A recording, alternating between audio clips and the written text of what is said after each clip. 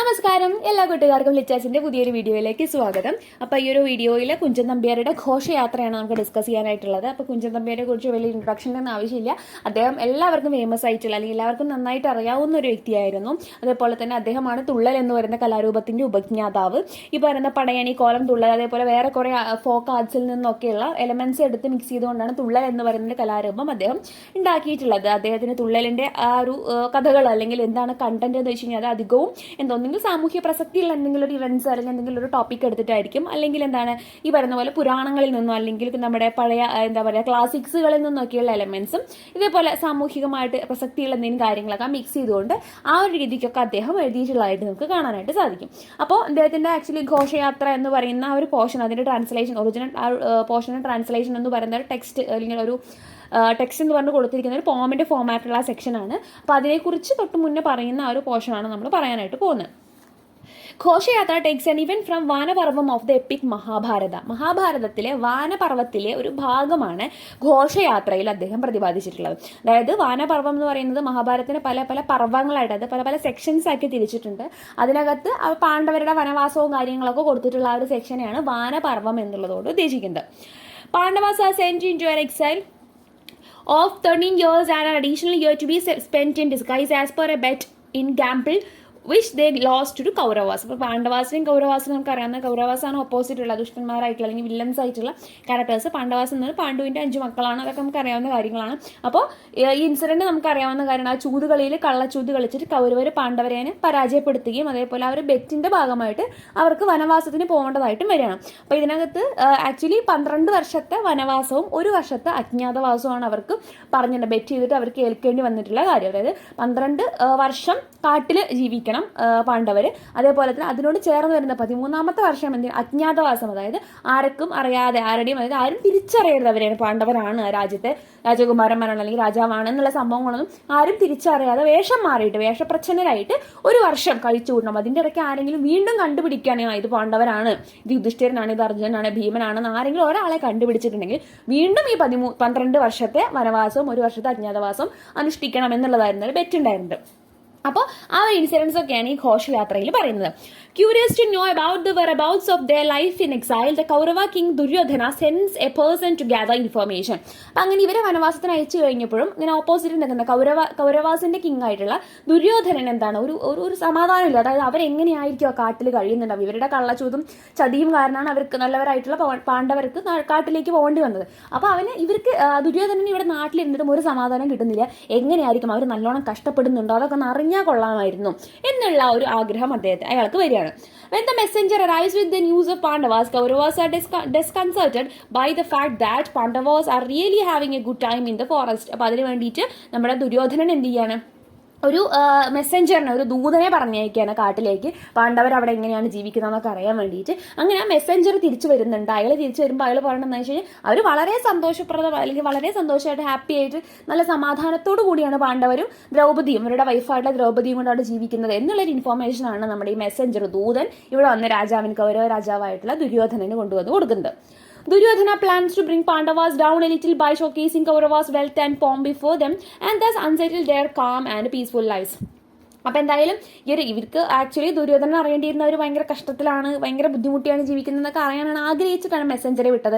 പക്ഷെ നേരെ ഓപ്പോസിറ്റ് ന്യൂസാണ് കേട്ടത്. അപ്പോൾ എന്നിട്ടും ഒരു ഇരിക്കപ്പുറത്തില്ല. അതിൻ്റെ ദുര്യോധനൻ എന്ത് തീരുമാനിക്കുകയാണ്, ശരി ഇപ്പം എന്തായാലും ഒരു വനത്തിലാണല്ലോ ജീവിക്കണം, വനത്തിലെ രീതിക്കൊക്കെ ആയിരിക്കും, അങ്ങനത്തെ വീടും എന്താ പറയുക വസ്ത്രങ്ങളും ഭക്ഷണങ്ങളൊക്കെ അല്ലേ ഉണ്ടാവുക, രാജകീയമായിട്ടുള്ള ഒന്നും കിട്ടില്ലല്ലോ. അപ്പോൾ അവരുടെ മുന്നിൽ താനിപ്പോൾ എന്തായാലും രാജാവാണ്, അപ്പോൾ ആ ഒരു പ്രൗഢിയും അഹങ്കാരവും അല്ലെങ്കിൽ തനിക്ക് ഇത്രയും വെൽത്ത് ഉണ്ട്, ഇത്രയും സുഖമായിട്ടാണ് ജീവിക്കണം എന്നൊക്കെ ഒന്ന് അവരെ അങ്ങോട്ട് പോയിട്ട് കാണിച്ചിട്ട് ഒന്ന് എന്താ പറയുക ഇളക്കി വിടുക എന്ന് പറയില്ല, അവരുടെ സന്തോഷമാണ് കളയണം.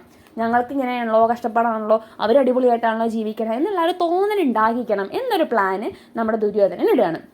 അപ്പോൾ ഇവിടെ ആക്ച്വലി നമ്മുടെ ഈ ഘോഷയാത്ര എന്ന് പറയുന്നത് നമുക്കൊക്കെ അറിയാവുന്ന ഘോഷയാത്ര ആ ഒരു മീനിങ് അല്ല ഇവിടെ വരുന്നത്.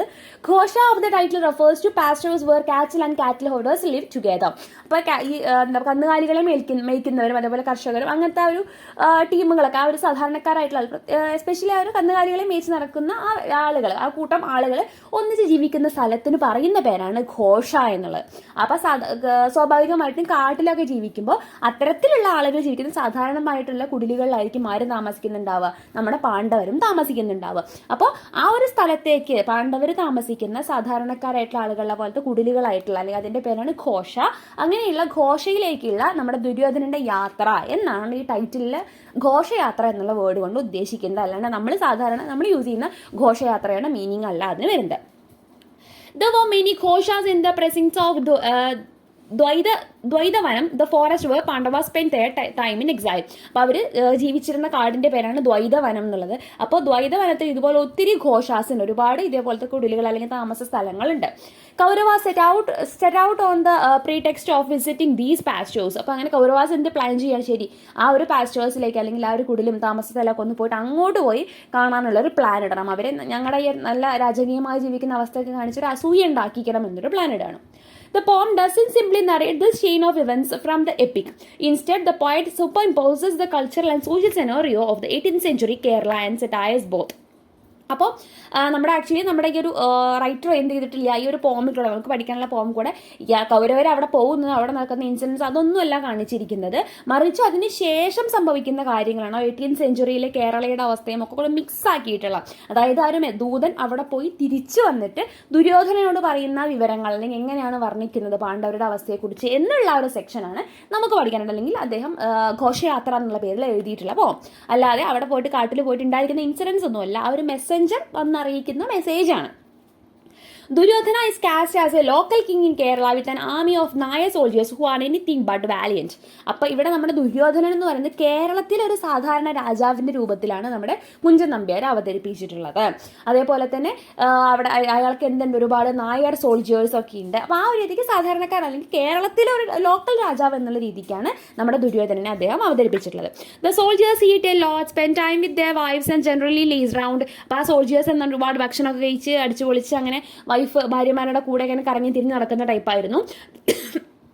The king, although fed up with his army and its doings, understanding that hunger is a powerful driving factor for everybody. അപ്പോൾ എന്തായാലും ഇവരുടെ ആ ഒരു എന്താ പറയുക, ഒരു അടിച്ച് പൊളിച്ചാൽ ദൂർത്തടിച്ച് നടക്കുന്ന സോൾജേഴ്സിനെയും കൊണ്ടൊക്കെ ആകെ ക്ഷീണിതനായിട്ട് അല്ലെങ്കിൽ ആകെ കുടുങ്ങി നിൽക്കുന്ന ഒരവസ്ഥയായിരുന്നു നമ്മുടെ കിങ്ങിനുണ്ടായിരുന്നത്. In the first part of the excerpt given, the messenger comes back to Kauravas and reports to Duryodhana the Kaurava king with news from Dvaita woods. അപ്പം ഈ ഒരു നമുക്ക് പഠിക്കാനുള്ള ടെക്സ്റ്റ് രണ്ടായിട്ട് ഡിവൈഡ് ചെയ്തിട്ടുണ്ട് പോമിന്. ഫസ്റ്റ് പാർട്ട് എന്ന് പറയുന്നത് മെസ്സഞ്ചർ വന്നിട്ട് എന്ത് വിവരം, മെസ്സഞ്ചർ വന്നിട്ട് പറയുന്ന പാണ്ഡവാസിനെ കുറിച്ച്, കാട്ടിൽ താമസിക്കുന്ന പാണ്ഡവാസിനെ കുറിച്ച് പറയുന്ന വിവരങ്ങൾ, അല്ലെങ്കിൽ അവർ കൊടുക്കുന്ന കൗരവ രാജാവിന് കൊടുക്കുന്ന, ദുര്യോധനന് കൊടുക്കുന്ന മെസ്സേജാണ് ഫസ്റ്റ് പാർട്ടിൽ കാണിക്കുന്നത്. In the second part, Duryodhana lashes out at the messenger and tells him that he should consider joining the Pandavas because enemies are better than friends who are kind towards the enemies. അപ്പോൾ ആ മെസ്സഞ്ചറുടെ ആ ഒരു attitude എന്ന് പറയുന്നത് പാണ്ഡവാസിനെ support ചെയ്യുന്ന രീതിക്കായിരുന്നു. അപ്പോൾ അത് കണ്ടിട്ട് തിരിച്ച് അങ്ങോട്ട് കുപിതനായിട്ട് അല്ലെങ്കിൽ ദേഷ്യപ്പെട്ട് കാണിക്കുന്ന ദുര്യോധനന്റെ ആ ഒരു റെസ്പോൺസ് ആണ് സെക്കൻഡ് പാർട്ടിനകത്ത് കാണുന്നത്. നിനക്ക് വേണമെങ്കിൽ നീ അവരുടെ കൂടെ പോയിക്കോ, അവരെ സപ്പോർട്ട് ചെയ്യുന്ന ആരും എൻ്റെ കൂടെ നിൽക്കണ്ട എന്നുള്ള രീതിക്കുള്ള ഒരു പ്രതികരണമാണ് സെക്കൻഡ് പാർട്ടിനകത്ത് നമുക്ക് കാണാനുള്ളത്. ഇനി നമുക്ക് ടെക്സ്റ്റിലോട്ട് പോകാം. First part, hear or brave hear. അപ്പോൾ കേൾക്കൂ, ധീര കേൾക്കൂ എന്നുള്ള രീതിക്ക് ഇങ്ങനെ നമ്മുടെ മെസ്സഞ്ചർ പറയുന്ന പോർഷനാണ് കേട്ടോ. മെസ്സഞ്ചർ വന്നിട്ട് കിങ്ങിൻ്റെ അടുത്ത് പറയുന്ന ധീര കേൾക്കൂ, hear and thus have peace of mind. അപ്പം എന്താ ഇത് കേട്ടിട്ടുണ്ടെങ്കിൽ, ഞാൻ ഈ പറയുന്ന വിവരം കേട്ടിട്ടുണ്ടെങ്കിൽ നിങ്ങൾക്ക് നല്ലൊരു പീസ് ഓഫ് മൈൻഡ്, നല്ലൊരു മനസ്സമാധാനം നിങ്ങൾക്ക് കിട്ടുന്നതായിരിക്കും. Those adorned with the blessings of the gurus are blessed for life. ഇപ്പം ഗുരുവിൻ്റെയൊക്കെ ആ ഒരു എന്താ പറയുക അനുഗ്രഹങ്ങൾ, ഗുരു കടാക്ഷമൊക്കെ കിട്ടിയിട്ടുള്ള അവർ, അതുകൊണ്ട് ഉദ്ദേശിക്കുന്ന എല്ലാ കടാക്ഷങ്ങളും അല്ലെങ്കിൽ എല്ലാ നന്മകളും നിറഞ്ഞിട്ടുള്ള പാണ്ഡവാസിനെയാണ് ഉദ്ദേശിക്കുന്നത്. ഗുരു കടാക്ഷമൊക്കെ കിട്ടിയിട്ടുള്ള അല്ലെങ്കിൽ ഗുരുത്വമുള്ളവരെന്നൊക്കെ പറയില്ലേ, അതുപോലെയല്ല അവരെന്തും ചെയ്തിരിക്കുന്നു, ആർ ബ്ലെസ്ഡ് ഫോർ ലൈഫ്. അവരുടെ ലൈഫും എന്താണ്, വളരെ ബ്ലെസ്ഡ് ആണ്. എപ്രകാരമാണ് ഗുരുക്കളുടെ ആ ഒരു അനുഗ്രഹവും ആശീർവാദവും കിട്ടിയിട്ടുള്ളത്, അപ്രകാരം തന്നെ അവരുടെ ജീവിതവും ബ്ലെസ്ഡ് ആണ്, അനുഗ്രഹീതമാണ്. Despite touches them not talking here. അപ്പം എന്താണ് അത് കൗരവാസിൻ്റെ അടുത്ത് അല്ലെങ്കിൽ കൗരവരാജാവിനോട് പറയുകയാണ്, അവർക്ക് യാതൊരു തരത്തിലുള്ള നിരാശയും അവരെ തൊട്ടിട്ട് പോലും ഇല്ല, അവരിപ്പോഴും വളരെ ഹാപ്പി ആയിട്ടാണ് വനത്തിൽ ജീവിക്കുന്നത്. Merrily live the Pandavas even in the depths of the forest without any inkling of sorrow. യാതൊരു തരത്തിലുള്ള സോറോസും ഇല്ലാതെ വളരെ സന്തോഷമായിട്ടാണ് പാണ്ഡവാസ് ആ ഒരു ഗൂഢമായിട്ടുള്ള അല്ലെങ്കിൽ വളരെ എന്താ പറയുക തിക്കായിട്ടുള്ള ഒരു കാട്ടിനകത്ത്, ആ ഒരു വനത്തിനകത്ത് അവർ ജീവിക്കുന്നത്. Along with the Banyan sages, calmly do they dwell in the Dwaita woods. അവർ വളരെ ശാന്തമായിട്ട്, ശാന്ത സ്വഭാവമുള്ള ആ ഒരു സന്യാസിമാരുടെ, മുനിമാരുടെ ഒക്കെ കൂടെ വളരെ നല്ല രീതിയിലാണ് ദ്വൈത വനത്തിൽ ജീവിച്ചു വരുന്നത്. Not the state of yours affected or touch them. നിങ്ങൾ ചെയ്ത യാതൊരു ചതിയും അവരെ ബാധിച്ചിട്ടേ ഇല്ല. അതൊക്കെ അവർ ഇവിടെ എങ്ങനെയാണോ ഹാപ്പി ആയിട്ട് ജീവിച്ചിരുന്നത് അതുപോലെ തന്നെ വളരെ ഹാപ്പി ആയിട്ടാണ് അവർ അവിടെയും ജീവിക്കുന്നത്. നിങ്ങളുടെ ആ ഒരു ചതിയും വഞ്ചനയൊന്നും അവരുടെ അടുത്ത് ഏറ്റിട്ടില്ല. Their refuge being the feet of the benevolent foe of inferno. Benevolent foe of inferno എന്നാണ് ഉദ്ദേശിക്കുന്നത്. ബെനവലന്റ് എന്ന് പറഞ്ഞിട്ടുണ്ടെങ്കിൽ കൈൻഡ് എന്നാണ് മീനിങ്.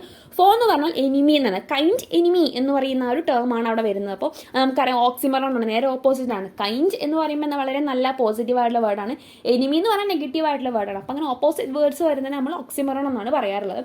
അപ്പോൾ അതുപോലെയുള്ള ബെനവലന്റ് ഫോ ഓഫ് ഇൻഫേർണോ, ഹെല്ലിൻ്റെ, ഇൻഫേർണോ എന്ന് പറഞ്ഞാൽ ഹെല്ലാണ്, നരകത്തിൻ്റെ എന്താ പറയുക, കൈൻഡ് എനിമി, നരകത്തിനെ ഭയങ്കര എനിമിയായിട്ട് കാണുന്നത്, അല്ലെങ്കിൽ നരകത്തിൻ്റെ എനിമി ആയിട്ടുള്ളവൻ ആരോ അവൻ്റെ അനുഗ്രഹമാണ് ആർക്കുള്ളത്, പാണ്ഡവാസിനുള്ള. അപ്പോൾ നരകത്തിൻ്റെ എനിമി എന്നുള്ളതുകൊണ്ട് ഉദ്ദേശിക്കുന്നത് വിഷ്ണുവിനെയാണ്, മഹാവിഷ്ണുവിനെയാണ്, അല്ലെങ്കിൽ കൃഷ്ണനെയാണ് ഉദ്ദേശിക്കുന്നത്. അപ്പോൾ എന്താണ്, നരകത്തിൽ അല്ലെങ്കിൽ നരകാസുരനെ വധിച്ച എന്നുള്ള മീനിങ്ങിൽ എടുക്കാമല്ല എന്നുണ്ടെങ്കിൽ നരകത്തിന് നേരെ ഓപ്പോസിറ്റ് വരുന്ന സ്വർഗത്തിൻ്റെയൊക്കെ നാഥനായിട്ടുള്ള മഹാവിഷ്ണു അല്ലെങ്കിൽ അദ്ദേഹത്തിൻ്റെ അവതാരമായിട്ട് ശ്രീകൃഷ്ണനെയാണ് ഇവിടെ അവർ ബെനവലന്റ് ഫോ ഓഫ് ഇൻഫേർണോ എന്നുള്ള ഉദ്ദേശിക്കുന്നത്. അപ്പോൾ ആ ഒരു ബെനവലന്റ് ഫോ ഓഫ് ഇൻഫേർണോ അല്ലെങ്കിൽ അദ്ദേഹത്തിൻ്റെ അനുഗ്രഹത്തിലാണ് അവർ നിൽക്കുന്നത്. അപ്പോൾ അങ്ങനെയുള്ള അവർക്ക് എന്ത് സാധിക്കില്ല, നിങ്ങൾ ചെയ്യുന്ന ഒരു ചതിയും അവരെ ബാധിക്കില്ല, യാതൊരു തരത്തിലുള്ള നിരാശയും അവരെ ബാധിക്കില്ല. അവരെവിടെയാണ് അവിടെ വളരെ ഹാപ്പി ആയിട്ട് അവർ ജീവിക്കുന്നതായിരിക്കും. അത്രയാണ് ആ ഒരു ഫസ്റ്റ് സെക്ഷനിൽ പറയുന്നത്. ഇനി സെക്കൻഡ് സെക്ഷനിൽ പറയുന്നത് എന്താണെന്ന് നോക്കാം. തിരിച്ച് ഈ ഒരു കാര്യങ്ങളൊക്കെ കേട്ട് ഇങ്ങനെ ദേഷ്യം വന്ന് നിൽക്കുന്ന ആ ഒരു കൗരവ രാജാവിൻ്റെ അല്ലെങ്കിൽ ദുര്യോധനൻ്റെ റെസ്പോൺസ് ആണ് ഇനി കാണുന്നത്.